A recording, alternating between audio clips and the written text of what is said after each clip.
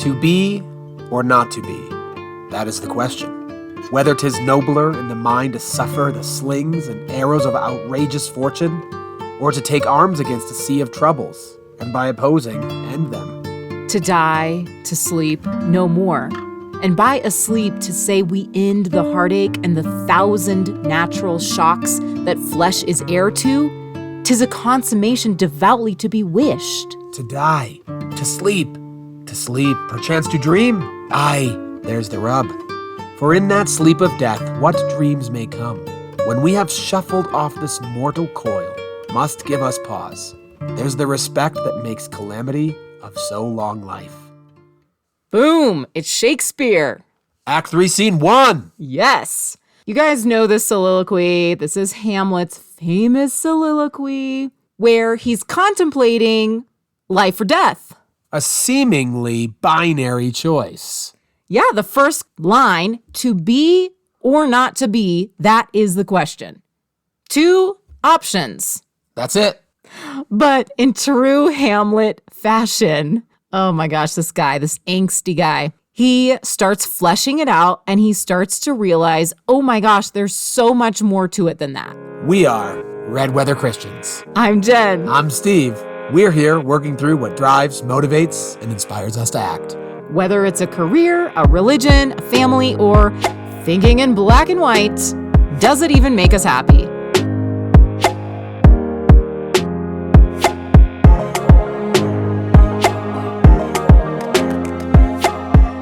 So, Hamlet. Even he, when it's life or death, when we even think about something, you're alive or you're dead, that's 2 options.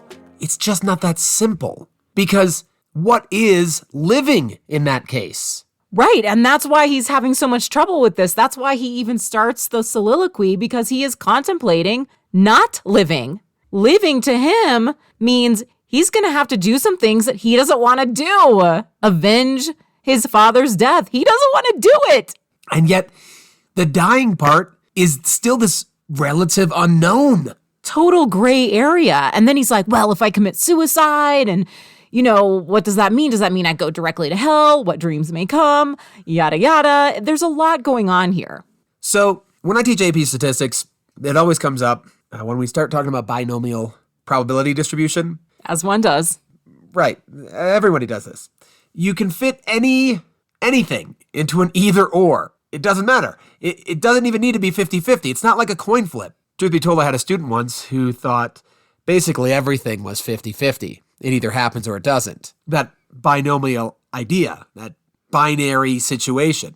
But in statistics, we just consider the probability that something is a success. And then everything that's not that is considered failure. Essentially, failure is predicated on being not successful. That's a lot. That's a lot to think about. Because I feel like if I don't achieve my goal, I've failed, but I've achieved something in that process. And we've talked about that with progress in a previous episode this season. Right. Success and failure both come with a lot of variables, nuances. Success is not necessarily one thing. I think back to when we were talking about the marathon. Success for someone might be running it under 3 hours. Success for somebody else is just completing it and getting across the finish line. So even from person to person, success changes, but within one person, success could be different. And so let's just take a moment here, a little thought exercise here. I love it. Jen, go ahead and give me a percent of humanity that you think is good. Oh my gosh, that's such a hard question because you have to define good. Just give me a number. Oh my gosh. Let's go with a solid 80%. Oh, wow. 80% good. That is very optimistic. That's fantastic. Okay, hey, I'm an Enneagram 1. I'm an idealist, right? Oh my gosh. I cannot believe you invoked the Enneagram here. This is a sacred space here. I know that it gets you. Oh. If it's 80% good, then the only other option other than good is not good, theoretically. But what we've defined in our human lives is if it's not good, it must be evil. That means 20% of the population is inherently evil. Okay. Is there any middle ground, Jen? Apparently not. Good or evil, that's it. To be good or to be evil? That is the question. But here's the rub. Ah, yes. We can be programmed to act or think like robots, but what separates us is our ability to act or think outside of the program. We are not just the ones and zeros that Neo sees in the Matrix. Right. We're not a part of a binary program of ones and zeros. We are complex human beings. We can pick a myriad of numbers between 1 and 0. Ah, the beauty of life. But the question that we have and why we decided to do this episode is it seems like there are a lot of people out there who want life to be binary. We want to have that binary thinking.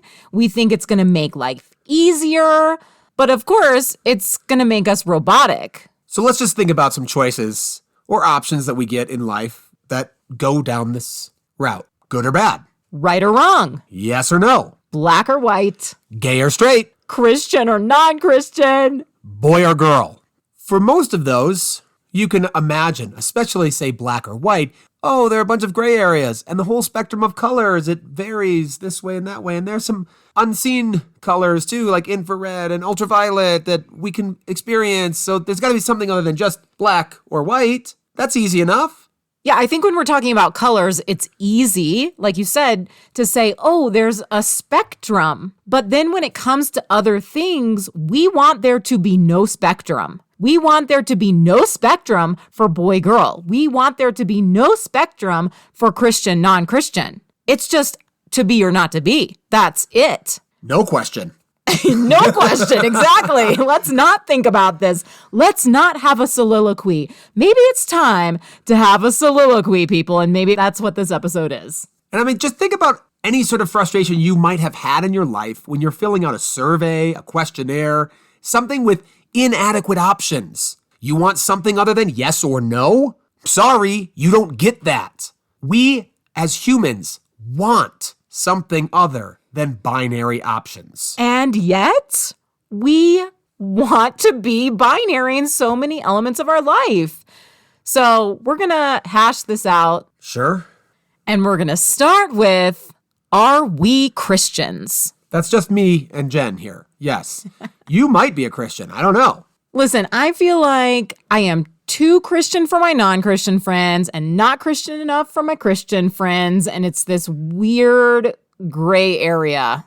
And yet we would still classify ourselves as Christians. We believe in the basic tenets of the Christian faith. But I have an interesting thing. We have a friend, atheist friend, who I think he is pretty sure we're not Christians. I mean, he always jokes. He's like, you guys aren't Christians. Or we're not real Christians. But I think the reason for that is that he doesn't ever think of himself being friends with a Christian. So because he's friends with us, we must not be Christians. Maybe he's being a little too binary in his thinking, Steve. But that's just what we're talking about, right? Whereas some of our Christian friends who no longer think we're Christians because of this podcast, whoopsie, like we're not Christian enough. Not Christian enough. We're just not Christian for some of them, but yeah. And what does that even mean? We talked about being good enough. I don't even know if we've satisfied that. Yikes. But continuing on with the Christian element here, I think it's really interesting. I read a book called Inspired by Rachel Held Evans. I've mentioned it before, but she talks about how different people approach the Bible in different ways. Christian people tend to approach the Bible looking for answers and a little bit more of the black and white kind of approach. Jewish readers, I'll just read you what she wrote. Jewish readers make a point of highlighting the Bible's contradictions to spark discussion and debate. So it's not about there being an answer or a not answer for them. It's about maybe let's discuss this, let's debate this. And that, again, is one of the big reasons why we started this podcast, is to have these conversations. Let me read you another paragraph from her book. When God gave us the Bible, God did not give us an internally consistent book of answers. God gave us an inspired library of diverse writings rooted in a variety of contexts that have stood the test of time precisely because, together, they avoid simplistic solutions to complex problems. It's almost as though God trusts us to approach them with wisdom, to use discernment as we read and interpret, and to remain open to other points of view. That does not sound like binary thinking to me, where there's an answer here or there's not an answer here. Yeah, but I just think she's wrong. Well, there you go. Answer. I found it in the Bible. Anyway. She has this great quote from this guy, Timothy Beale, and it says, "The iconic idea of the Bible as a book of black and white answers encourages us to remain in a state of spiritual immaturity." Yep. Ooh, call out. I love it. The quote goes on to say that in turning readers away from the struggle, from wrestling with the rich complexity of biblical literature and its history, in which there are no easy answers, it perpetuates an adolescent faith. Ooh, we got spiritual immaturity. We got an adolescent faith. I mean, do people want those? I think they would say no, but I think at the same time, they're the ones who are perpetuating this in themselves. But Jen, if I have faith like a child, I can move mountains. So I might as well just keep my adolescent faith. Oh, boy. And it's not to put someone down who does have that kind of faith. It's to hopefully open up conversations with them so they don't get stuck in that kind of faith. Yeah, you have to start somewhere, and you start in a simple faith where it is more black and white. Think of maybe in Sunday school, you weren't having rich discussions and you weren't voicing your doubts and asking deep philosophical questions about the story that you were watching being laid out for you on the flannel board. Yeah, at some point, even when we're learning non-religious things, we are told these things are good or bad in a binary way that makes sense to children. If I tell my kids it's a good thing to clean up, that's good, but is it really good in the grand scheme of good and evil? Is it evil that they're not cleaning up their rooms? I would answer that with a no. It's not evil. It's just disobedience, which some qualify as a terrible evil. I don't. Anyway, we do have our kids clean up. And they understand it as a good or bad thing right now. Right now, yes. Yeah, you're right. And I think that's kind of how we start with the Bible.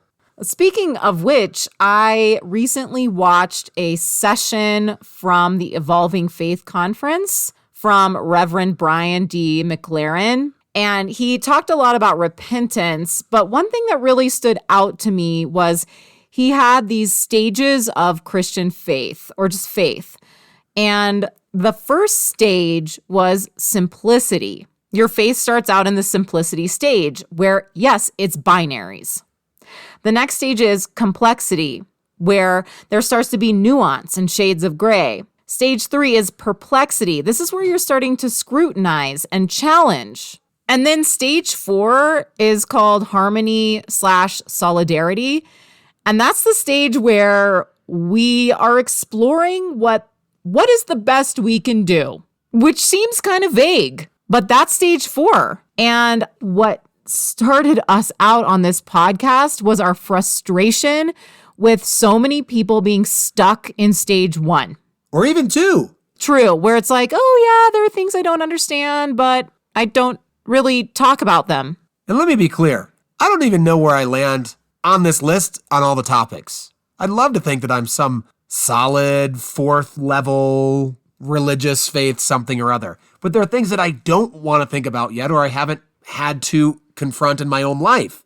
I hope I'm open to those conversations. Exactly. This Reverend also talks about how the universe is on a trajectory. We can see that just biologically speaking from our history, science. But his idea is that every generation is to rethink what it inherited. And that's how we honor the efforts of our ancestors.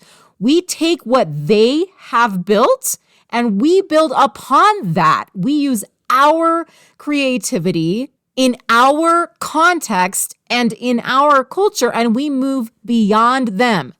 Imagine, how is it honoring our ancestors to simply take what they've built and just stay right there and not make anything better, not think any differently, and just remain stagnant? That is dishonoring our ancestors. And I really liked that. I thought that hit me hard.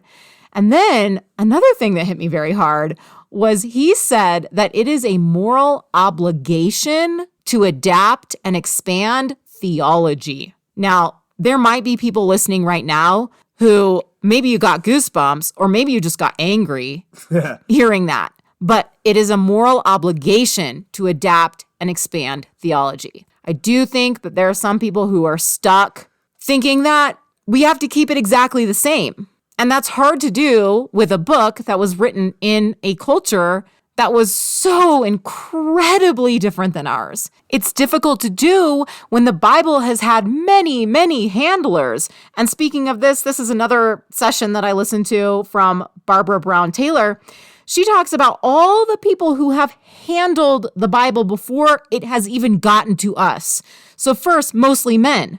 Second, early authorities who decided what should go into the Bible and what shouldn't. And then in what order. And then scholars who chose which were the oldest and most trustworthy manuscripts, and then linguists to translate. And keep in mind, there was no word spacing, there were no paragraph breaks, there was no punctuation, there were no upper and lowercase letters. So think about a sentence like, I am now here, and how that could be interpreted as I am nowhere. And then editors to divide the Bible into books and chapters. And then editors of English translated Bibles. And finally, the preachers, the bloggers, the YouTubers, the influencers who convey the information to us. So just remember that when you're looking at the Bible and thinking, well, here's the answer book. I just need to turn to page 1852. But there are some answers in the Bible, Jen. I can look up some answers about should you make an oath? Should you, swear to do something? Jesus says no, by the way. Don't do that. He says, this is in Matthew 5:37, all you need to say is simply yes or no. Anything beyond this comes from the evil one. Yikes for all the mortgage papers we've signed. Okay. What are you going to do? I mean, the idea is it's yes or no. That's a binary option. What if there's a maybe, like a solid maybe? I don't want to say no. I don't know if it's not going to happen or I'm not going to do that, but I also don't want to commit to it. Like there's a solid maybe there.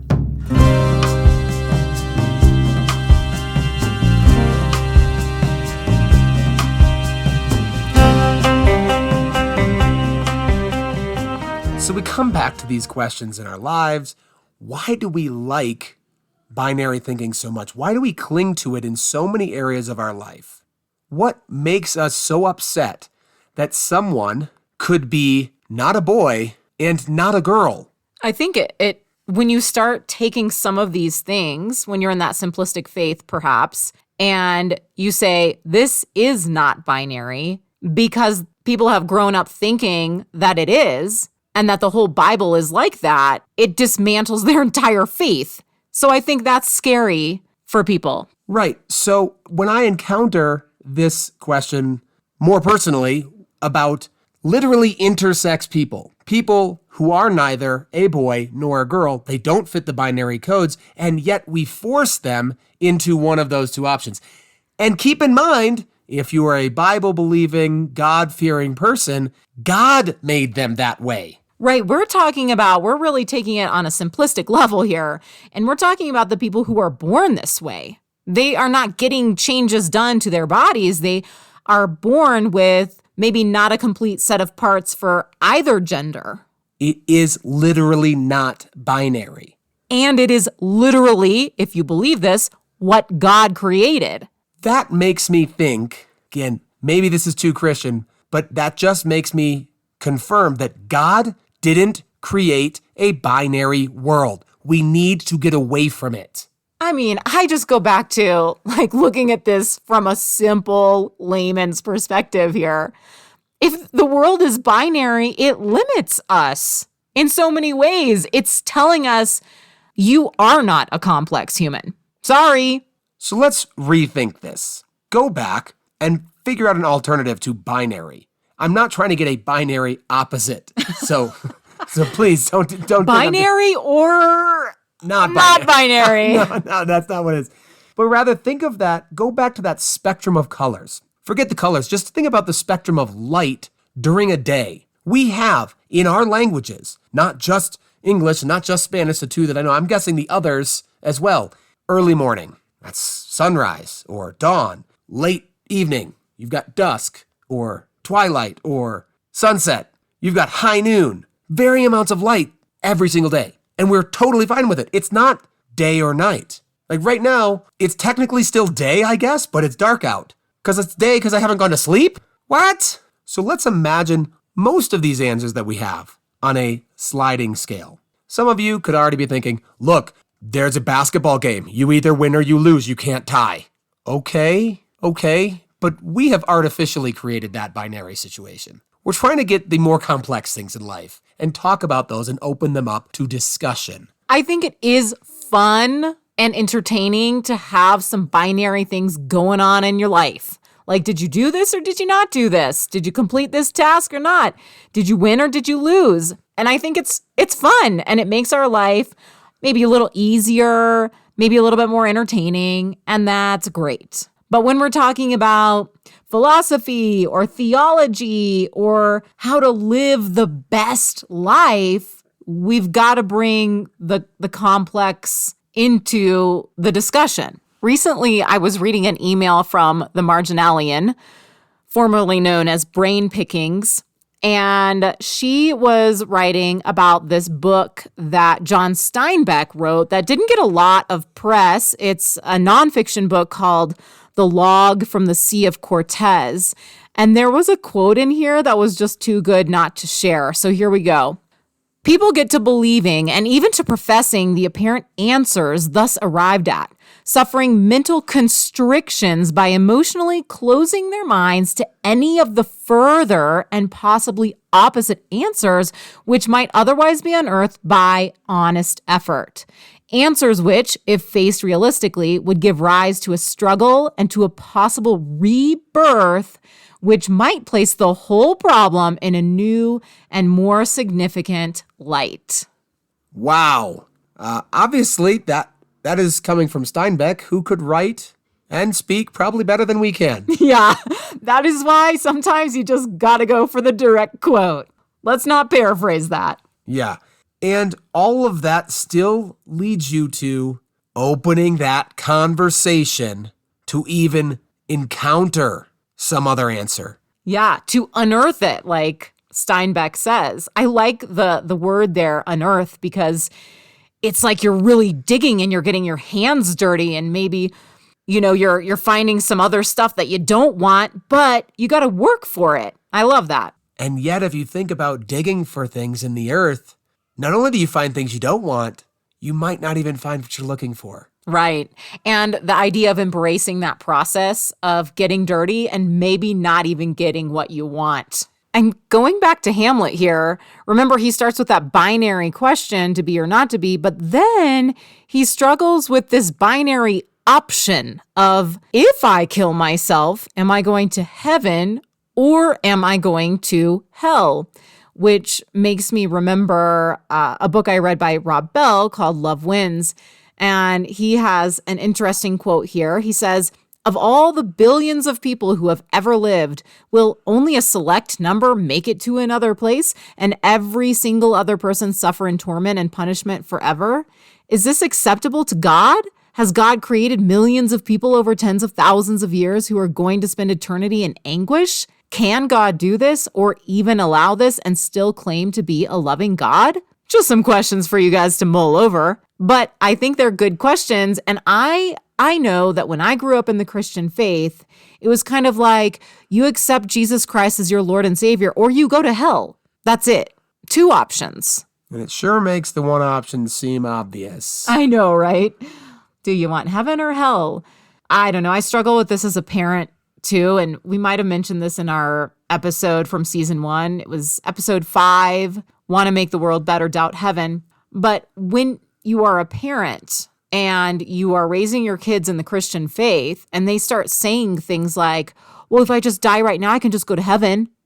That makes you kind of take a step back and ask yourself, what am I teaching my kids? Like, I don't want them to think that way. Like, oh, well, if I just die, I can just go to heaven. And everyone's telling me how great heaven is. And everyone's telling me how it's the best ever. And it's way better than this life. Like, why don't I just go there now?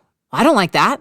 I don't want that either. For them. Yeah. The heaven maybe, but not the dead right now. So what we're trying to do as parents is teach them that heaven is here, it is now, it is on earth, it is what you make of your complex life. And it may also be something when you die. But let's focus on the heaven here, what we do know. Yes, and we were just having this conversation with the kids the other day. We were telling them, like, we don't know 100% what's going to happen to us after we die, but we do know what's happening right now. Woo, woo. Non-Christian alert. The alarms just went off, Jen. Oh, shoot. We're caught.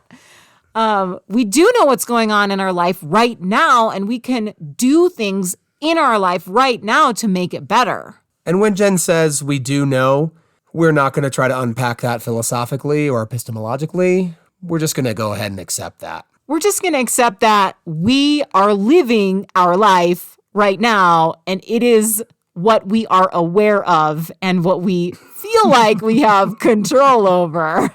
Again, not going to unpack that any further. I can choose to go run a 15K or not. I choose that, and I choose to do that because I feel like it is making my life better, and I am becoming a stronger person, and I have control over that.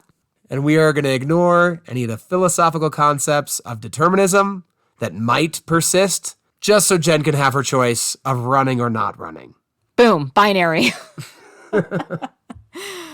So, who would Fartles bear to grunt and sweat under a weary life, but that the dread of something after death, the undiscovered country, from whose bourne no traveler returns, puzzles the will, and makes us rather bear those ills we have than fly to others that we know not of? Thus, conscience doth make cowards of us all, and thus the native hue of resolution is sicklied o'er with the pale cast of thought. And enterprises of great pith and moment with this regard their currents turn awry and lose the name of action. And so, with our last little bit of literary analysis, we look at what he actually decides to do. What does Hamlet decide to do? Nothing. Inaction. He's having this whole soliloquy of thoughts. He's like, should I do this? What about that? Blah, blah, blah, blah, blah. And he realizes, oh man, in thinking about all of this, it has taken away any motivation I have to get things done. And thus he doesn't really choose living, and he doesn't really choose dying. So interesting, because he starts with that binary question, but then he ends it with somewhere in the middle. Because when Steve says he chooses not living, what he means is he chooses inaction, which we would say isn't really living. You're not choosing to do something with your life. Avenge your father's death, Hamlet. You have one job. And you can do that and kill yourself at the same time. Woohoo! Spoiler alert.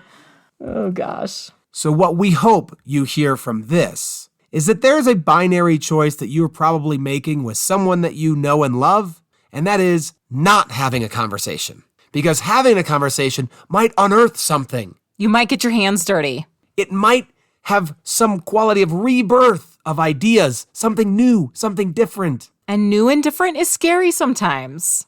We are Red Weather Christians. I'm Steve. And I'm Jen.